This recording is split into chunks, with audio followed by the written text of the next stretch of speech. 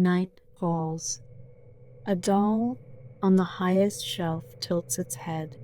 A voice, soft, ancient, sings through the air. You freeze. The doll's eyes glint with malice, their tiny mouths curling into knowing smiles. Find your quiet place. Let the noise of your day fade into a distant hum.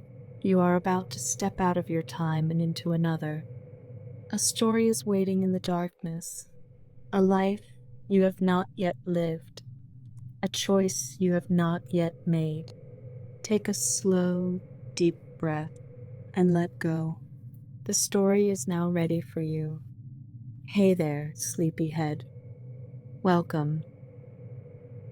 Tonight, you're stepping into a life that doesn't appear in polite society. Lie back, breathe deep, and let the lantern light of Edo period Kyoto flicker across your mind. The streets are silent, save for the distant clatter of wood upon stone and the faint rustle of silk robes against the cold, polished floors. This isn't a story of festival lanterns or quiet gardens. No. It's a life of whispers, shadow, and delicate illusions. The life of a servant whose fate is dictated not by skill, but by the quiet obsessions of the wealthy family she serves. Before we begin, do me a favor, like, comments, subscribe, and tell us where you're listening from. Tell us if you think you would survive this life and where you'd like to drift next. Now close your eyes for a moment and step into the halls of the mansion. The scent of polished cedar and incense mixes with the faint, musty odor of time itself. Every breath you take is heavy with possibility and peril. Let's begin. You arrive at the mansion as a young servant, your hands small and your heart quick. The floors gleam. The walls are lined with countless dolls, each one a miniature, perfect imitation of life. At first, they seem inert, cold, and silent. Their eyes follow you, unnervingly sharp, though you tell yourself it's your imagination. The household is strict, its matriarch enigmatic. Instructions are whispered, expectations unspoken, and the servants learn quickly that mistakes are not tolerated. Curiosity is a dangerous companion, but you cannot resist the dolls. Their porcelain faces, painted with infinite care, seem almost to breathe in the lantern light. Night falls, and the mansion grows quiet. Footsteps echo down hallways. Lanterns sway gently, and the faintest whispers brush against your ears. A doll on the highest shelf tilts its head. A voice, soft, ancient, sings through the air. You freeze. It is not a song you recognize. The melody is dissonant, yet strangely familiar, pulling at something buried deep in your memory. You tell yourself it's the wind or your imagination. But tomorrow night, when you return to the hall, the song continues, growing more insistent. The doll's eyes glint with malice, their tiny mouths curling into knowing smiles. You are being watched. You are being chosen. Days blur into nights. Tasks are endless. Cleaning, cooking, serving, attending to the whims of the matriarch. Yet the doll's song threads through every moment, a low hum beneath the mundane. The forest beyond the mansion's gates grows more alluring. Its shadows stretch into the courtyard, brushing against the walls, whispering secrets. Some nights, you dream of running into the trees, drawn by the faint music that calls to your soul. A fellow servant vanishes one night, and whispers spread through the household. No one speaks their fate aloud, but the dolls watch silently, unmoving. their eyes glinting with satisfaction. Fear, now a cold stone in your stomach, drives you to seek answers. Late one night, you slip into the mansion's library. The air is thick with the scent of old paper and dust. By the light of a stolen candle, you scan the shelves, looking for anything. A history of the house, a record of the family. You find a small, leather-bound diary tucked away behind a row of scrolls. It belonged to a servant from a generation ago. Her script is elegant, but grows frantic towards the end. Her final entries speak of a song that no one else seemed to hear. She writes of the forest, calling it the Green Devourer. The last, almost illegible entry reads, "They are not dolls. They are its eyes, and they are always open. The song is in my head now. It wants me to come home." You close the book, your hands trembling. The words are not an answer.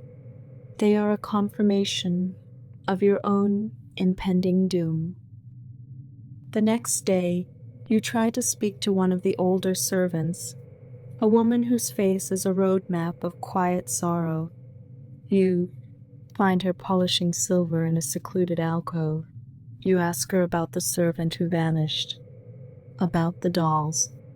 She does not look up from her work. Her hands are still, but you see a tremor in her knuckles. "Some things in this house are older than the wood and stone," she whispers, her voice barely audible. "They were here before. They will be here after. Do not listen when the house is quiet, and do not, ever, follow the song." She quickly resumes her polishing, a silent final dismissal. You are left with her warning, a heavy cloak of dread that offers no warmth and no escape. Your fear makes you clumsy. As you are serving tea that afternoon, your hand trembles and a single drop of hot water spills onto the tatami mat. The matriarch, who had seemed not to be watching, stops speaking. The room falls silent. Her eyes, dark and ancient, fix upon you. She does not scold you. Instead, a slow, serene smile spreads across her lips. "The little birds must be careful where they land," she says, her voice as smooth and cool as polished stone. "The forest is always hungry for a new song." Her words are meaningless on the surface, yet they are a clear, terrifying threat. You understand in that moment that she knows. She knows you hear the song, and she approves. Later that evening, she summons you to her private chambers. The room is filled with even more dolls, older and more ornate than the ones in the hall. The matriarch is sitting perfectly still among them, as if she is one of them. She gestures to a small, exquisite doll on a low table, its kimono made of the finest silk. "A gift," she says, her smile never faltering. "So you are not lonely in your room." The others, they enjoy company. She dismisses you with a wave of her hand. You are forced to take the doll, its porcelain skin cold against your trembling fingers. The gift is not a kindness, it is a chain. You place the doll on the small shelf in your sparse servants' quarters. It is an intruder in your only safe space. That night, you cannot sleep. You lie on your mat, turned away from it, but you can feel its presence. You feel its cold, glass eyes on your back. The air in the room grows colder, and then you hear it. The song. It is no longer a distant echo from the halls, but a faint, clear hum right beside your ear, as if coming from the tiny, smiling mouth of the doll on the shelf. The haunting has followed you. It is in your room. There is nowhere left to hide. The following days are a torment of quiet, inexplicable events. You leave a folded blanket on your mat, only to return and find it perfectly crumpled, as if a small child has been sitting there. A single, perfect cherry blossom petal appears on your pillow, though the trees outside are not yet in bloom. The other servants avoid your gaze entirely now, their fear a palpable thing. They see you not as one of them, but as one who has been marked, one who is already lost. Your isolation is complete. You catch glimpses of movement in the candlelight, small shapes shifting, shadows that do not belong. The dolls are not mere objects, they are conduits. They are alive in ways you cannot understand, alive with the forest's ancient hunger. The music grows stronger, and with it, your fascination deepens, now mixed with a desperate need to escape the mansion's oppressive watch. One night, the matriarch is away, the mansion eerily silent. A single doll tilts its head and hums your name. The door to the garden creaks open. You step forward, drawn by the song, each footfall hesitant yet inevitable. The lantern light flickers, shadows twist, and the forest beyond seems to pulse, waiting. The forest envelops you, its scent of damp earth and moss is thick in your lungs. Roots and branches coil like living serpents, brushing against your skin, testing your resolve. The song of the dolls grows louder, weaving through your thoughts, through your very heartbeat. Every step pulls you further from the safety of the mansion. The dolls' whispers echo in your mind, promises, warnings, secrets you cannot ignore. You stumble over a root and fall to your knees. The moss is soft but wet, clinging to your skin.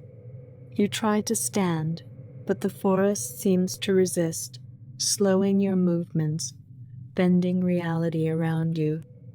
The world itself begins to twist. The song seems to come from all directions at once, from the trees, from the earth beneath you, from inside your own skull. The moonlight casts strange, shifting patterns on the ground, creating paths that disappear as soon as you try to follow them. Your own footsteps make no sound, swallowed by the moss and the overwhelming hum of the melody. It feels as if you are walking through a dream, a beautiful, terrifying dream from which you cannot wake. And then you see them. At the edge of your vision, in the deep shadows between the ancient trees, you see other figures. Their forms are hazy, indistinct, but you recognize the simple cut of a servant's kimono. One of them is the girl who vanished just last week. They are not walking. They are floating, their feet never touching the ground. Their faces are pale and serene, their mouths slightly open as if they, too, are singing the song.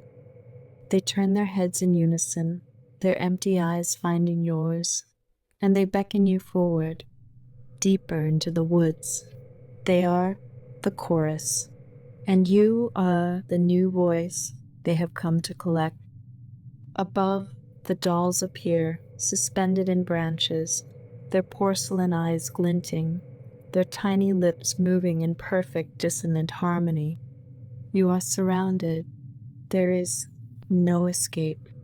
You remember the servant who vanished, the whispered rumors of others who had followed the doll's song.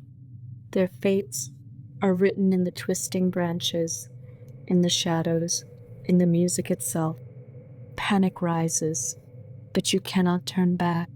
Every attempt to flee draws you deeper. The doll's song, is irresistible, a siren melody crafted to ensnare your mind, your body, your very essence. The forest floor opens beneath you, roots curling, branches stretching until you are lifted slightly, suspended, guided toward a hidden hollow. The doll's song coils around your thoughts, wrapping you in a haze of fear and fascination. You see the shimmer of moonlight on the moss, the glint of porcelain, the endless repetition of tiny faces. Each doll sings, and each voice is layered, ancient, and unending. You realize you are no longer just walking. You are being carried by the forest, guided by the doll's relentless will. Fear and awe intermingle. You try to resist, to cry out, to fight. But the forest and the dolls are inexorable. Your strength fades with each note, each whisper. Your heartbeat slows, your muscles fail, and your breath comes in shallow gasps. Memories of the mansion, of the other servants, of laughter and whispered secrets flash through your mind. You cling to them, but they are fragile. The dolls sing on, indifferent, their melody threading through your mind until it is all you can hear. Roots coil around your wrists and ankles, lifting you gently yet firmly. The hollow you are guided into is lined with moss and leaves, a cradle for your final surrender. The dolls hover, their faces calm, eternal, and terrifying. The song reaches a crescendo. You feel the last of your life force being drawn into it, your body succumbing, your consciousness dimming. Every thought, every memory, every heartbeat becomes part of the forest's song, and you are absorbed. Your body is carried by invisible hands deeper into the forest. The dolls' faces hover over you, smiling, singing, whispering the language of ancestors. Their song coils around your heart, slowing it, binding it until each beat feels borrowed, stolen. The forest air presses against your lungs. It is thick, heavy, a mist that sticks to your skin and fills your mouth. You gasp, but the sound is swallowed, leaving only the echoes of your own panic. Every shadow seems to move with intent. Branches like fingers, roots like serpents, and the moss beneath you shifts, closing off any hope of retreat. The lights of the mansion are no longer visible, replaced by a suffocating darkness that hums with whispers. The voices of those who came before. Their fate is your fate. Their terror is your terror. The doll's song reaches a crescendo. Their tiny, icy hands trace patterns across your skin, sapping warmth and life, leaving you cold and trembling. Each note resonates inside you, a pulse that matches your weakening heartbeat. Your muscles fail. Your resistance falters. You are no longer standing. You are suspended between the living world and yielding embrace. Memories flash, brief, vivid, cruel. The laughter of servants, the shine of polished floors, the scent of incense, the feel of silk against your skin. All flicker like dying candlelight. You long for a single human touch, a voice calling your name. But the dolls sing on, indifferent, their melody wrapping tighter around your soul. Roots coil around your wrists and ankles, lifting you slightly off the ground. The forest consumes your struggles as though they never existed. The dolls' faces lean closer, their eternal smiles sharpening into the faintest, cruelest grin. You realize that the forest is alive through them. The dolls are conduits, each one a fragment of the place's ancient hunger. You are not merely lost, you are claimed. The song becomes a heartbeat, then a pulse, then a vibration inside your skull. Your vision blurs, and the edges of the forest begin to twist, colors bending unnaturally, shadows stretching impossibly long. The whispers of past victims weave themselves into your consciousness, recounting their own failures, their moments of hesitation, the choices that led them here. You recognize yourself in their fear. You are no different. A final gentle tug, and your body is lowered into a shallow hollow, moss and leaves cushioning your descent. The dolls hover, forming a perfect circle around you. Their faces glow faintly in the dark, serene yet terrifying, guardians of the forest's secret. The last remnants of your awareness cling to the sound of their song. A lullaby and a curse. Your heartbeat slows. The chill settles into your bones. You try to call out, to scream, to bargain. But the forest and the dolls have already claimed you. The song surrounds, consumes. Silence. In that silence, the forest exhales. A wind stirs the moss. Leaves rustle gently. Somewhere in the distance, a faint shimmer hints at movement, a hint of the next unwary soul, lured by the doll's song. Your life is gone, your story absorbed into the rhythm of the forest, a warning unspoken to those who follow. The dolls retreat, returning to their perches on the branches, motionless once more, their faces frozen in eternal smiles. The forest is calm again, but the song lingers faintly in the shadows, waiting, patient, eternal. Lie back now. Breathe slow, letting the forest's echoes fade from your mind before the doll's song fades completely. Help its melody reach another listener by liking this story. To hear more whispers of time and be guided to our next quiet place, subscribe. In the silence below, tell us, would the song have lured you into the forest? And where should our whispers drift to next? Now, step away from the trees, listen to the quiet, and be glad it is only silence you hear.